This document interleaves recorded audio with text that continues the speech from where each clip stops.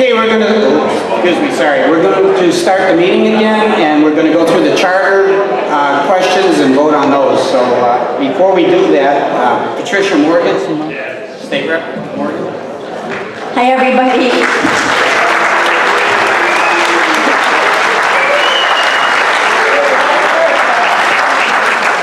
I'm here tonight because Marie Baker is retiring from your fire board.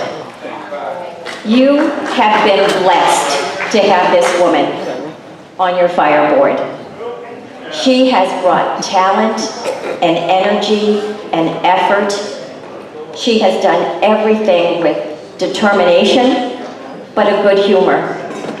And for 6 years, she has fought for the taxpayers of the Central Coventry Fire District.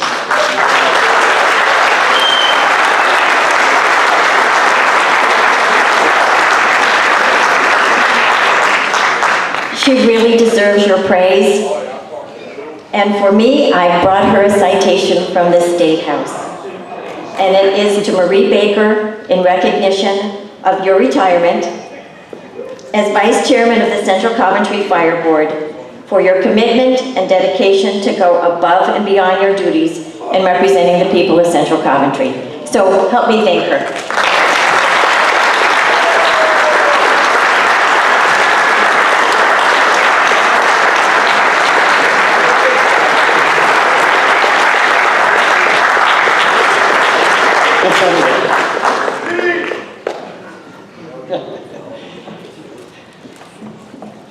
Marie Baker has an amazing ability to work with numbers.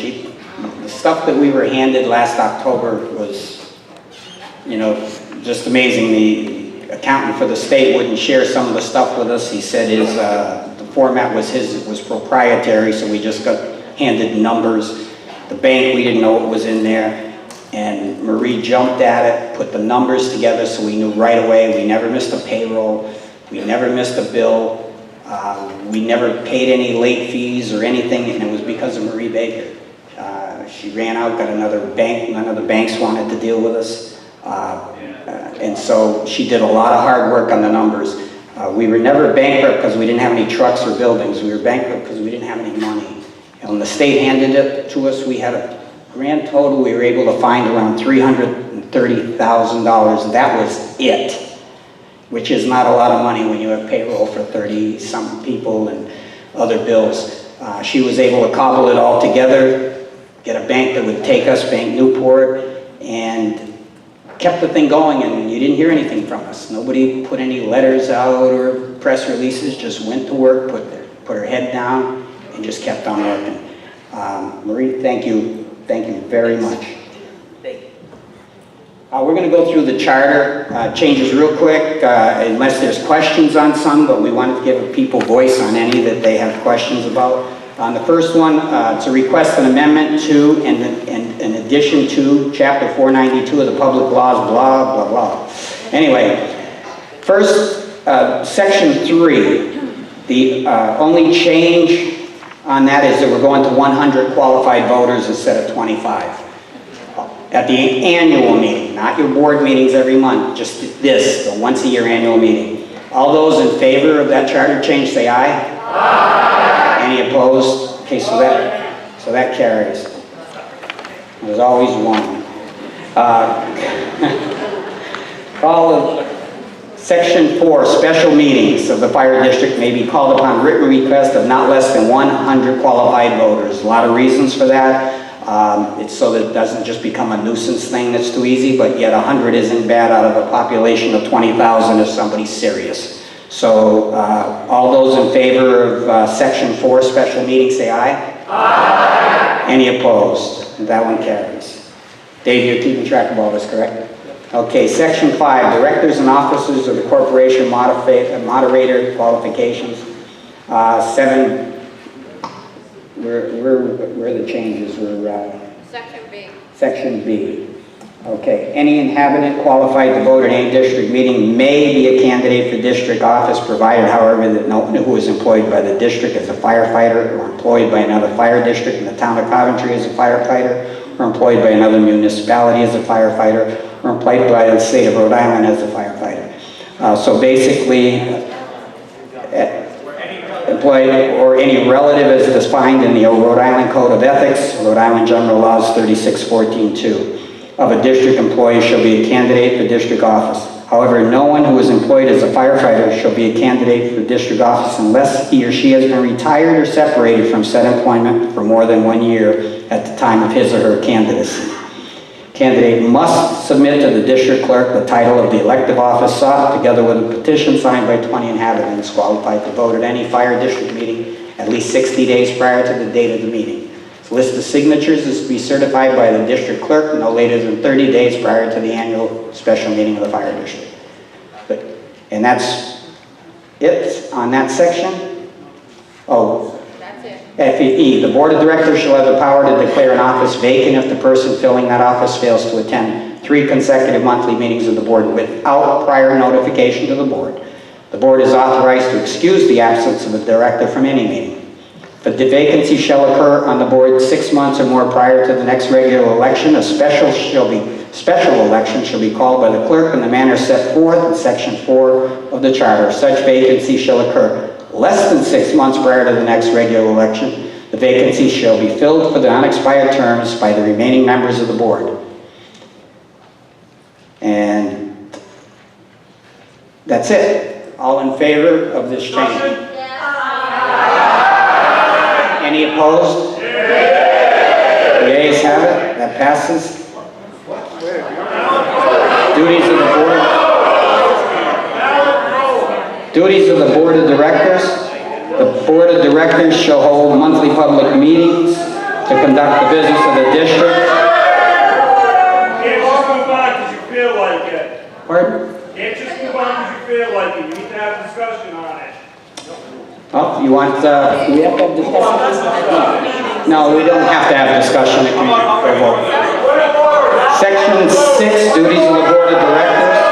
The board of directors shall hold monthly public meetings to conduct the business of the district. Board of directors shall be empowered and responsible to fix the amount of the bond of the finance director or treasurer and the tax collector. That's the foregoing list of duties shall not be deemed to be limiting, and the board of directors, as the only other thing to change, shall have all necessary authority to operate. Section F has been changed, recall of director. Any director having been in office for at least 6 months may be removed from office by a recall petition prepared and approved by the voters of the district in the manner hereinafter procedure provided for recall. Upon application by a registered voter of the district, the clerk of the district shall issue recall petition blanks, which shall be dated, which shall demand the removal of the designated director, which shall also state the cause upon which the removal is sought. The petition is to be filed with the clerk of the district within 30 days after issuance to be in order for the certification process. The signatures to a recall petition need not all be appended to a single paper, but each signer shall add his or her signature as the same appears on the Board of Canvassers and Registrations records in the signer's place of residence, given the street name and number. One of the signers shall take an oath before an officer competent to administer oaths that the statement therein made is true, as the signer believes, and that each signature to the paper appended is the genuine signature of the person whose name it purports to be. The recall petition shall be signed by at least 20% of the registered voters of the district for certification purposes. The petition is to be submitted by the clerk of the district to the Coventry Board of Canvassers and Registration for certification forthwith. If the petition shall be found and certified by the Board of Canvassers and Registration to be sufficient, within 10 days said board shall submit the same to the Board of Directors without delay. The Board of Directors shall order an election to be held on a Monday fixed by no more than 75 days after the date of the Board of Canvassers and Registration certificate that a sufficient petition is filed. However, if the annual meeting is to occur within 90 days after the date of the certification, the Board of Directors shall postpone the holding of the recall election to the date of said annual meeting. This is taken from the town of Coventry, correct? Okay, it's taken right out of the town of Coventry. All those in favor of this amendment change, of this charter? Any opposed? Okay, this carries. Fred, I'd like to point of order here. The last vote that we had, not the one you just did, there was a point of order in the back. Someone requested a ballot or a stand-in vote. Someone instead of an aye or nay, so there was a point of order that was just ignored. Can we go back and do that? You completely just skipped right over it. There's point of order The yellow. voice vote did win. No, but they asked for a ballot or a standing vote, a more definitive vote. No. You're gonna say no to that? Are you gonna Okay, do we have to do that? Can we do a hand clap? Move on. So if I want to do a hand clap again, because the voice vote they won't. Okay, then we're going to just keep moving with this here. Taxing authority, tax assessors, capped on spending levy. Section 7, essentially, we're adding new section D and new section E. Notwithstanding any other provision of this charter, in no case shall the qualified voters of the district have the authority at the annual meeting to increase the annual budget proposal recommended by the Board of Directors more than 4% above the total proposed budget. In the event that an amendment to the budget proposes an increase of more than 4% of the budget proposed by the Board of Directors, an all-day referendum shall be required to approve said amendment. The all-day referendum shall be conducted by the Board of Canvassers for the town of Coventry, and polling shall be open from 7 a.m. to 8 p.m. Notwithstanding any other provision of this charter, in no case shall the qualified voters of the district have the authority to increase the tax levy at the annual meeting by more than 4% above the prior year's levy. In the event that an amendment to the budget proposes an increase of the tax levy by more than 4% above the prior year's levy, an all-day referendum shall be required to approve said increase of the levy. The all-day referendum shall be conducted by the Board of Canvassers for the town of Coventry, and polling shall be open from 7 a.m. to 8 p.m. Ratification of collective bargaining agreements, is that the same one? Okay, qualified electors of the district shall ratify at the annual meeting all collective bargaining agreements negotiated by the Board of Directors, which ratification shall be for each year of said agreement, concurrent with the approval of the annual budget proposal, appropriation, and authorization to expend money. All those in favor of this amendment, of this change to the charter, say aye. Aye. Any opposed? Aye. Can I ask something?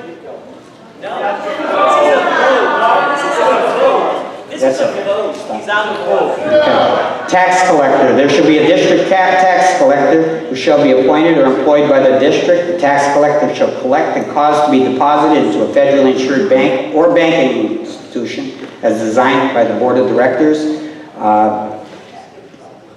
What else has changed? Board of Directors, well. Section 9. Skip that. Ooh, I skipped that. Okay. I'm going back. Sorry about that. Okay. Sorry, I'm going back to section 9. I missed that one. The Board of Directors shall be empowered to employ a finance director or treasurer as the same shall be referred to. The position shall be responsible for management and administration of the district except for fire department operations, which shall be the purview of a fire chief and shall be responsible to and shall report to the Board of Directors monthly. This person shall have a degree in accounting or a CPA designation as minimum criteria. The following shall also be included as the duties and responsibilities of this position as may be modified from time to time by the Board of Directors. The position shall account for all money paid to the district and ensure that the same is deposited into such federally insured bank or banking system as shall be designated by the Board of Directors to the credit of the district. And that's it, and then I have to add that last section, Dave? In addition to the foregoing, the position shall oversee all financial operations of the district and direct financial planning and structure, coordinate, analyze, report the financial performance to the board, prepare short and long-term financial forecasts of financial performance for use with internal management and external parties, oversee audit functions, develop, implement, and maintain accounting and administrative policies and procedures for financial accounting, employee relations, and other district policies, coordinate all human resource activities, including employee benefits, retirement, corporate insurance, and related activities. All those in favor of that charter change, say aye. Aye. Opposed? Aye. There's section 10. Difference here. Tax collector shall collect and cause to be deposited into a federally insured bank or banking institution as designated by the Board of Directors. And the Board of Directors, they shall submit, the tax collector shall submit a written report to the Board of Directors monthly. Shall consult an attorney approved by the board when legal action is necessary for the collection of unpaid taxes, including be responsible for holding an annual tax sale on property to to satisfy unpaid taxes to the district and shall be responsible for the preparation of the tax roll. All those in favor say aye. Aye. Opposed, none. Number 11, bylaws, no changes. Number 12, authorization to issue tax anticipation notes. Any real change? Okay. The Central Coventry Fire District is hereby authorized and empowered to borrow such sums of money as may be necessary in anticipation of current taxes and revenues. That's the only change. All those in favor? Aye. Any opposed? Cap on indebtedness. The fire district shall not in any year have indebtedness of more than 15% of that year's annual budget. All those in favor? Aye. Okay. Section 15 then? Nothing. Okay. And then the last, okay, so that's it, correct? Okay, that's it. So those are all done. Do we have the final results of the election? Pardon? Not yet, but before we get them. Okay, you want to get that one? Okay, the budget was approved by a vote of 192 to 61. There were ballots counted 253. Amazing, they said there were 253 people here. That's pretty good math. That's been a very good turnout. I want to thank you very much for coming out. Jessica's going to get the ballot questions for the election of officers. Excuse me, Commissioner, for a question. It's already done, I know, but I'm just curious. Section 7, paragraph B. The qualified voters of the district are also authorized to raise money from taxes to purchase the necessary vehicles and equipment to operate and maintain a rescue unit to be known as the Central Coventry Rescue. Is that a separate entity? That's actually what's been in the charter, isn't it? That's what's been in the charter. All right, it just sounds weird. Yeah, I know. I didn't, until this came up, I never knew it either, but that was what was in the charter right along. All right, good enough. Yeah. We're not trying to change anything there, Bob. I know, No. if I don't ask, I don't No. know.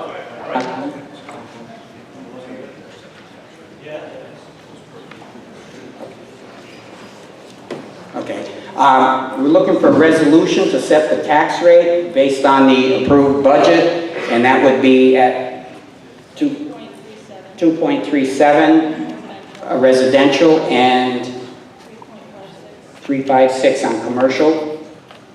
So do I have a resolution to approve? I'll make the resolution. Okay, Marie Baker makes the resolution, seconded Richard Paulselli. All those in favor of the resolution, say aye. Sure. And it was approved by Ray Beatty. Our assessor did finalize that today.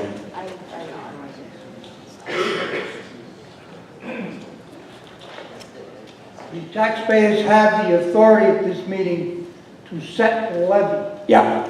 The rate has to be set by the tax collector and the tax assessor based on previous collection rates and everything else. That's not what you're passing here, Fred. Okay. You're wrong. You're violating Okay, state law. so I request a resolution to set the tax levy. Tax levy at a certain amount. You stop. Okay, what's the tax levy, Gail? Thank you, Conrad, I appreciate that. I don't want anybody. Can't hurt my feelings, I don't have any left. Question down the road and stop it.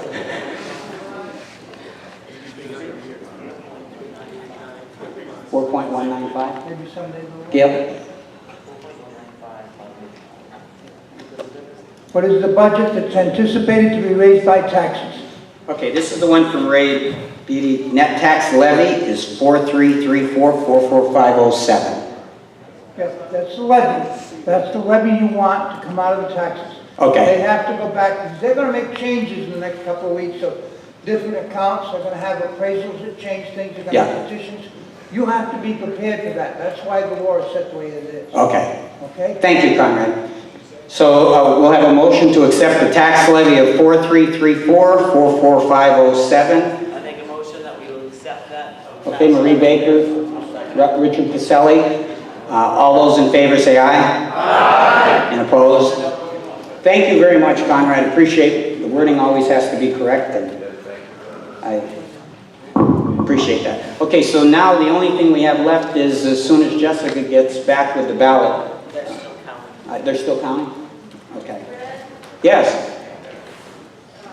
That's, the number you just gave is not the same number as it says for tax revenue on the proposal budget. Can you check that? We're based on a 91% collection rate. That's why the assessor just certified that today, so that's going to be that's the levy. I thought that was the amount you wanted to have raised. Right, it's going to be, he had to go through and the town had given us all the national grid lights, and so we had to give some back to the other fire districts this morning, so that's how he came up with this levy. But it was done by the assessor. As Conrad said at our last board meeting, these are supposed to be done by assessors, and when the state was running this, they never did that. They never really had an assessor come in and do it, and so the numbers were never right. And finally, when we came in last year, we had Ray Beatty and Dave Jervis do it, and we came up with more valuation, which helped us with our tax rate. And then we had it done again now with an assessor, so we're trying to do things right, Conrad, and any suggestions are most graciously accepted.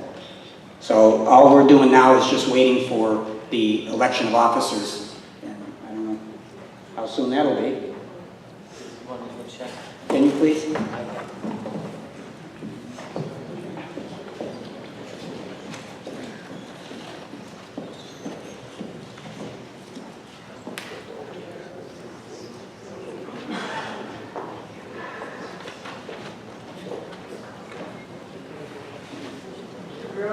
Yes.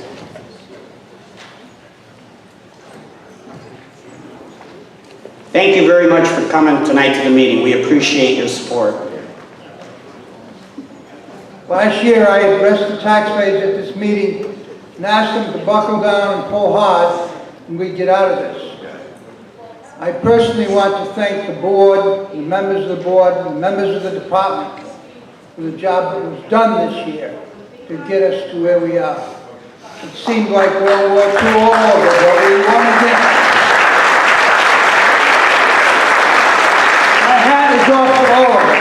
Thank you. God bless you.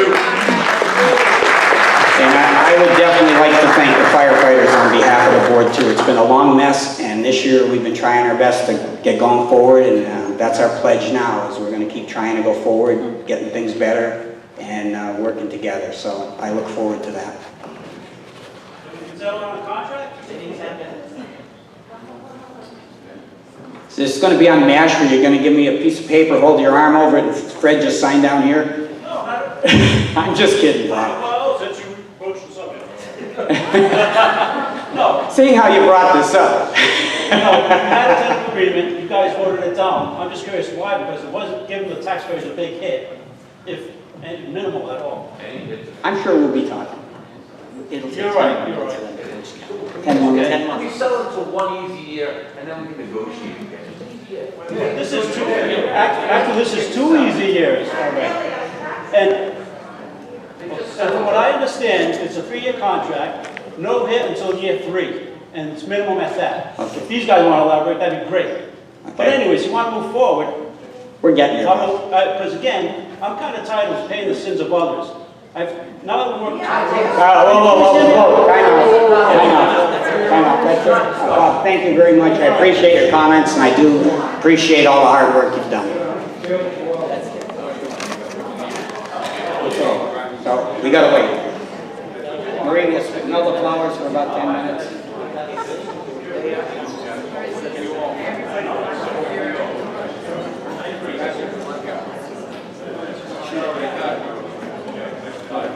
Hi, Kathy. Hi. I know we already passed this, but I do have a question. Sure. And that's the ratification of collective bargaining agreements. It's on page 8, it was new language. And what confused me is the qualified electors, that means all of us, correct? So we have the right to ratify, so if you guys sit down and ratify a contract, how would we be able to at the annual meeting come and not ratify it? That's the piece I don't understand. So, I don't understand that language. That's a tough question. Good luck. Okay, I know it's new language, correct? And so I was confused by that. Okay. So, I don't know, maybe anybody else is. No question? Hasn't been tested yet. Oh, okay. All right. Because I would think that either you ratify or you don't. So would you have to wait to actually ratify the contract until the annual meeting? Yeah, let Dave address that. So, obviously, the board of directors is the corporate authority of the fire district. You elect a board to go negotiate a contract. Exactly. That language is really put in there. It tracks the sort of financial accountability so that all of the taxpayers know and understand what it is they are actually funding and what it is they are paying for. So the ratification process would be basically to say, look, we've got a collective bargaining agreement. Here's what it's going to cost. As you know, most collective bargaining agreements, they're not just one-year agreements. They're multi-year agreements. So the expectation is that going forward, if you have a collective bargaining agreement that is negotiated with the board and the employees, that you'll be costing that out over not only the first year of the budget, but all the years of the collective bargaining agreement, so that when a group of qualified voters vote on a budget for year one, you also understand and know what's going to come down the pike in years 2 and years 3 of that total labor relationship. So that's really what the purpose of putting that provision in there is based on. It's so that the qualified electors know exactly what the carrying costs are of the obligations. I get that piece. It's sort of like, just making sure that you have the money or agree to it. But what if in the second year or the third year, the qualified electors say no? Well, that's an open legal question, and right now, the district is waiting on a decision from Judge Stern that may enlighten that question. Hello. What's What's your name, please? My name's John Budziak. I live at 6 Manning Court in Harris. Yes. Second year I've been here, and if people don't know where I live, they say they don't live there. And I don't know what I'm paying taxes for, because they said I'm not, I went through 3 people up there, and they couldn't find my name on the register. And I've been a resident at 6 Manning Court for 52 years. I think you're qualified. Thank you. Yeah, I think that qualifies you. But I'm just wondering, this is the second year, how many people have been rejected? She said she gave me this, and she's going to check tomorrow to see if I'm a resident. It may be, there's a line where Harris and Anthony is, and it kind of zigzags through there. Stanley I was tax collector of Harris at the time, and he kind of got a zigzag through there, so they may not have it right. We'll check with the Board of Canvassers on that. I'd like to have my name put on that register for next year for voting purposes.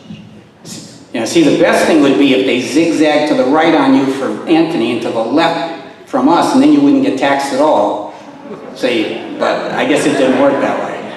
No, but it's kind of an odd situation. Yeah, it is. They stand in a line and they don't recognize you. Yeah. We'll recognize you now. Well, I hope so. Okay. I'm going to check on that, by the way. That's 7, you said 7 or 6? 6. Everybody's checking on it. Everybody's checking on it, but nobody gets it done, right? I've been there before.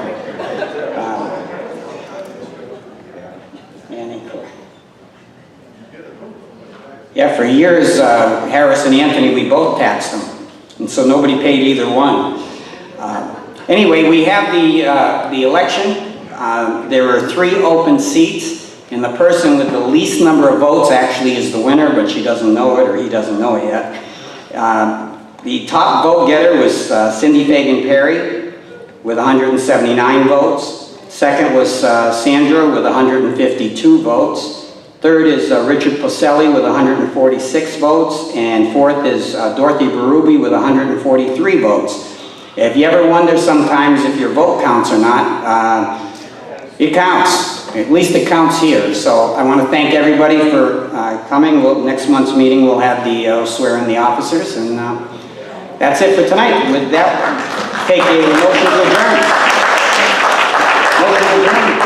Or motion, adjournment. All in favor, huh?